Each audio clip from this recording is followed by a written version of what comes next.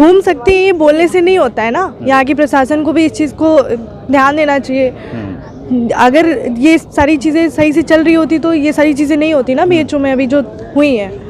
लोग के इतनी देर की देखिए, बीजेपी की जो सरकार है ना वो हर चीज को दबा दे रही है। अगर हम लोग अभी चलेंगे ना, महिला शक्ति है, आप लोगों को देवी माना जाता है, तो देवी में तो महिलाओं को भी तो दबा दिया जाता है, महिलाओं की हर आवाज को बंद कर दिया जाता है। देखिए, अगर हम लोग मांग करते हैं तो ये समय बीजेपी सरकार है और अलग अलग धाराओं में हम लोगों को डरवा देती है, मुकदमा लिख देती है। और आप प्रदेश में आप किस तरीके से कह सकते हैं कि महिलाएं सुरक्षित हैं? मालवीय जी की बगिया में 1 नवंबर को जो घटना घटी थी उससे पूरा देश ही शर्मसार है।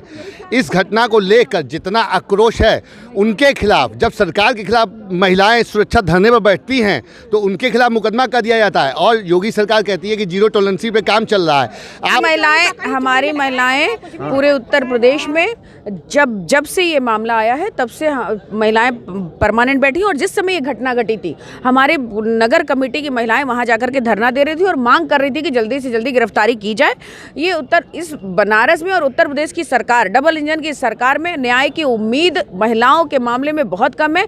तो नमस्कार, और आप देख रहे हैं कांडी बनारसी। कांडी बनारसी में आपका स्वागत है। भाजपा की सरकार जीरो टॉलरेंस की बात करती है, क्या वाकई देश में, प्रदेश में महिलाएं सुरक्षित हैं? आप क्या मानती हैं? प्रधानमंत्री नरेंद्र मोदी के संसदीय क्षेत्र में महिलाएं सुरक्षित हैं कि नहीं?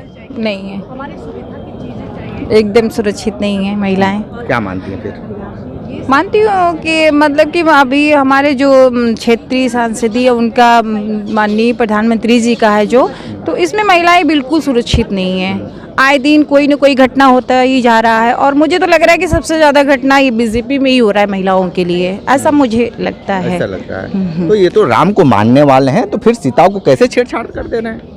राम को मानने वाले हो तो हम भी मानते हैं राम जी को, ऐसी बात नहीं है कि वो भी राम को मानते हैं, हम भी मानते हैं राम जी को, सीता जी के साथ, लेकिन अब शुरू से उतारा है, हो रहा है, तो क्या कर सकते हैं? आप क्या चाहते हैं? जिस तरीके से बीएचयू आईआईटी की छात्रा के साथ हुआ और बीजेपी आईटी सेल के लोग निकल गए, तो भारतीय जनता पार्टी जिस तरीके से बुलडोजर की सरकार कहती है कि सब पे बुलडोजर चलेगा, तो क्या अब बुलडोजर में तेल खत्म हो गया है क्या?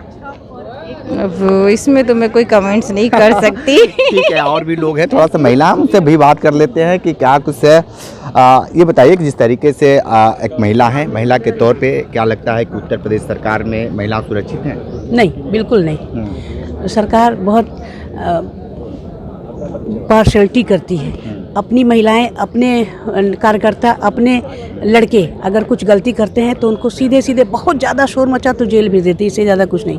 बाकी विपक्ष के लोग या और कोई लोग अगर इस तरह की कोई भी गलती करते हैं तो सीधे बुलडोजर चलता है, उनको जेल जाना पड़ता है। बड़े बड़े पोस्टर, बड़े बड़े पेपर में छप जाता है, ये ऐसा है, वो फलाने है, ये महिला सुरक्षित नहीं है। कहाँ सुरक्षित है? उनके साथ आए दिन बलात्कार हो रहा है, उनके साथ दुर्व्यवहार हो रहा है, उनके छिड़कानी हो रही है। अगर छात्राएं अपनी एक साथी छात्रा के खिलाफ धरने पर बैठती हैं तो उनके खिलाफ मुकदमा दर्ज किया जाता है। छात्राएं हैं, पढ़ने गई हैं, अगर उनके साथी के साथ, उनकी महिला साथी के साथ, उनकी दूसरी जिसको कहते हैं अपने सहपाठी के साथ अगर कोई कांड हुआ है तो वो धरने पर बैठ जाती हैं या मांग करती हैं कि हमारे सहेली के साथ ऐसा हुआ, न्याय मिले, तो उसके खिलाफ मुकदमा दर्ज हो जाता है। उनको ढूंढने लगती है पुलिस। पुलिस को छूट दे रखी है, जो मर्जी आए कर रहे हैं। महिलाओं को थप्पड़ मार रही है पुलिस, पुरुषों को कोई भी जा रहा है किसी को भी थप्पड़ मार रहे हैं, धक्का मार रहे हैं, चलते हुए ट्रक ड्राइवरों को उतार के मार रहे हैं। मैंने देखा, बहुत तमाशे कर रहे हैं। आप एक युवा हैं, क्या मानते हैं कि यूपी सरकार महिला सुरक्षा देने में फेल है या पास है? फेल है। क्या मानते फिर? मतलब फेल ही है। अच्छा, बनारस में जो घटना घटी है उसको लेकर क्या कहेंगे आप? बिल्कुल इस पे एक्शन लेना चाहिए। हाँ, किसको? मतलब बीजेपी सरकार को बिल्कुल इस पे मतलब देखना। सरकार तो कहती है, भारतीय जनता पार्टी के कद्दावर नेता है, सीएम मुख्यमंत्री भी बोलते हैं कि हमारे राज्य में महिलाएं देर रात को गहना पहनकर घूम सकती हैं। तो घूम सकती हैं, ये बोलने से नहीं होता है ना। यहाँ की प्रशासन को भी इस चीज़ को ध्यान देना चाहिए। अगर ये सारी चीज़ें सही से चल रही होती तो ये सारी चीज़ें नहीं होती ना बीएचओ में अभी जो हुई हैं। तो अब क्या चाहती है सरकार से, क्या अपेक्षा करती हैं? मैं यही अपेक्षा करती हूँ कि आरोपियों को सजा दी जाए। आप क्या मानती हैं? हम तो यही मानते हैं कि इस समय जिस मुद्दे को लेकर हम लोग यहाँ आए हुए हैं उस मुद्दे पे ध्यान दिया जाए और जो आरोपी है उनको सजा दिया जाए, क्योंकि बीजेपी की सरकार है ये मैं मानती हूँ, बल्कि मस्जिद और इसे मंदिर बनाने से कोई फर्क नहीं पड़ने वाला है। मंदिर मस्जिद, जी हाँ, बनाने से कोई फर्क नहीं पड़ने वाला है। फर्क ये पड़ेगा कि जो अशिक्षित है उनको रोजगार दिया जाए और हर जगह पे उन लोग का सहयोग किया जाए। आप लोग किसी पार्टी से हैं कि नॉर्मल आदमी, ये पहले बताइए। जी नहीं, हम लोग समाजवादी पार्टी के तो इतनी देर क्यों लग गई? इतना आप लोगों को तो जैसे पता चला कि उसकी गिरफ्तारी हो जाएगी तो आप लोग तुरंत क्यों नहीं सरकार से मांग कर रहे हैं? नहीं, आपने बहुत सही मुद्दा उठाया कि हम लोग के इतनी देर क्यों। देखिए बीजेपी की जो सरकार है ना वो हर चीज को दबा दे रही है। अगर हम लोग अभी चलेंगे ना, महिला शक्ति है, आप लोगों को देवी माना जाता है, तो देवी में तो महिलाओं को भी तो दबा दिया जाता है, महिलाओं के हर आवाज को बंद कर दिया जाता है। देखिए, अगर हम लोग मांग करते हैं तो ये समय बीजेपी सरकार है और अलग अलग धाराओं में हम लोगों को डरवा देती है, मुकदमा लिख देती है। और आप अपनी बातें कहाँ डरने वाली हैं? आज के दौर में महिला कहाँ डर रही है? आप सरकार से डर रही है? नहीं, सरकार उन्हीं की है, सरकार उन्हीं के डरवा रहे हैं, इस तरीके से डरवा रहे हैं। आप रोड पे चल रहे हैं, आपके साथ कोई भी घटनाएं हो जा रही हैं, आप कॉलेज में आपके साथ कोई घटना हो जा रही है, आप घर में हैं, आपके साथ भेज के कोई घटना करा दे रहे हैं। इस तरीके से भरोसा उठ गया इस सरकार। हाँ, बिल्कुल उठ गया है। क्या मानती हैं? क्या नहीं हुआ, सब कुछ तो हो ही रहा। तो मोदी जी की गारंटी तो लगी है, बैनर पोस्टर तमाम जगह लगे हैं।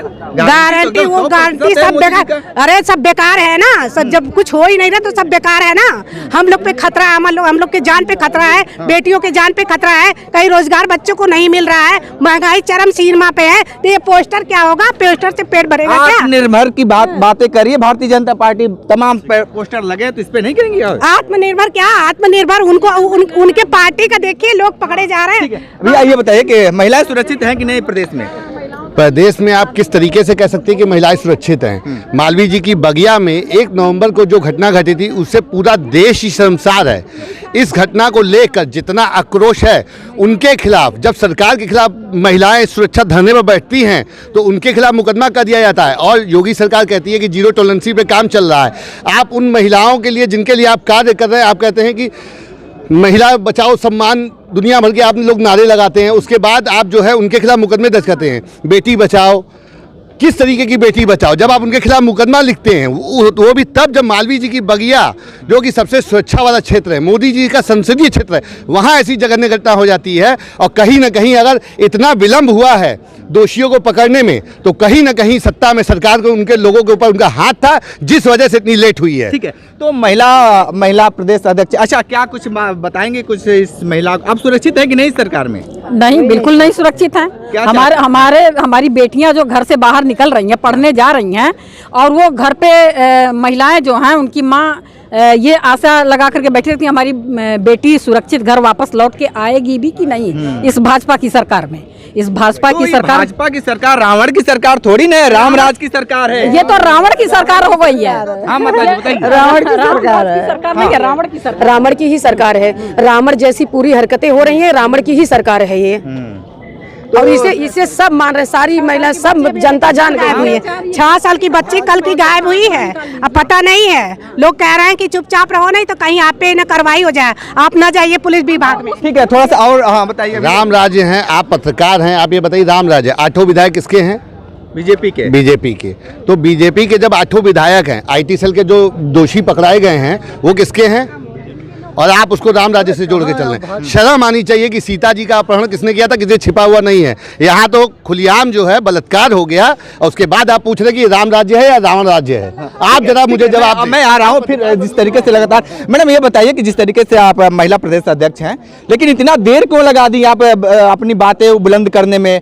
4 दिन हो गए, आज आप अपने दल बल के साथ आई हैं, तो आप लोगों को खुलकर रोड पे क्यों नहीं आ रही हैं? हमारी महिलाएं पूरे उत्तर प्रदेश में जब से ये मामला आया है तब से महिलाएं परमानेंट बैठी, और जिस समय ये घटना घटी थी हमारे नगर कमेटी की महिलाएं वहां जाकर के धरना दे रही थी और मांग कर रही थी कि जल्दी से जल्दी गिरफ्तारी की जाए।